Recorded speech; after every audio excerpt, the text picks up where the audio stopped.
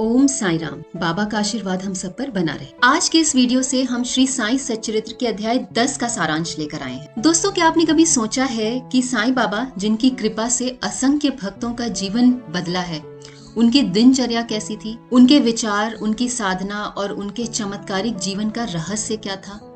आज के इस वीडियो में हम श्री साई सच्चरित्र के अध्याय 10 से कुछ अद्भुत बातें जानेंगे जो आपके मन को साईं भक्ति से भर देगा। बाबा सादगी की मिसाल थे। वे मस्जिद में रहते थे जहाँ न कोई आलीशान बिस्तर था, न कोई सुविधा, बस एक लकड़ी का तख्ता जो केवल 6 फीट लंबा और 3/4 फीट चौड़ा था। लेकिन चौंकाने वाली बात ये थी कि बाबा इसे मस्जिद की कड़ियों से पतले चीथड़ों से बांधकर झूले की तरह टांग देते और उसी पर सोते थे।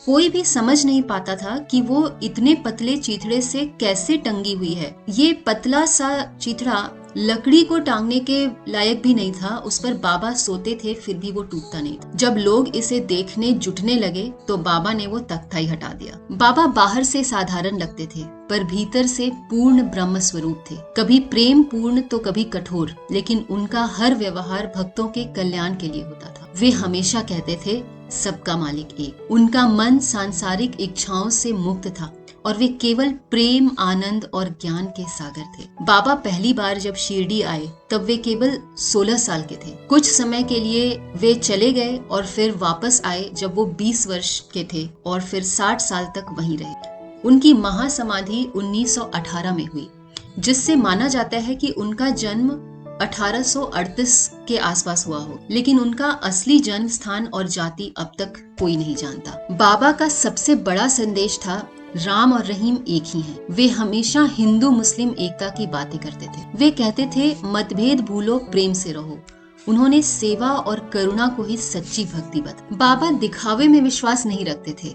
उनके लिए सभी समान थे, गरीब हो या अमीर, हिंदू, मुसलमान, सिख, ईसाई, सब एक। वे भक्तों के मन की हर बात बिना पूछे ही जान लेते थे और उन्हें भव सागर से पार कराने वाले सच्चे सद्गुरु थे। बाबा अपने भक्तों को खुद से भी ऊंचा मानते थे।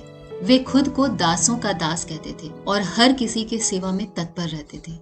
वे पूर्ण ब्रह्मचारी थे और सांसारिक सुखों से परे थे। उनका जीवन एक आदर्श था। नानावल्ली नाम का एक विचित्र व्यक्ति बाबा के पास आया और बोला, मुझे आपकी जगह बैठना है। सोचिए, कोई आपकी जगह आकर बैठने को कहे तो क्या आप देंगे? लेकिन बाबा बिना किसी हिचकिचाहट के उठकर चले गए। यह उनकी अहंकारहीनता का सबसे बड़ा प्रमाण था और ये सीख हमें मिलती है बाबा से कि अहंकार कभी नहीं करना चाहिए। मेरे हिसाब से ये सबसे बड़ी सीख है जो हमें अपने जीवन में जरूर उतारना चाहिए। तो आगे ये हुआ कि बाद में नानावल्ली बाबा से इतना प्रेम करने लगा कि उनकी महासमाधि के 13वें दिन उसने भी शरीर त्याग दिया। ये थी साईं की लीला।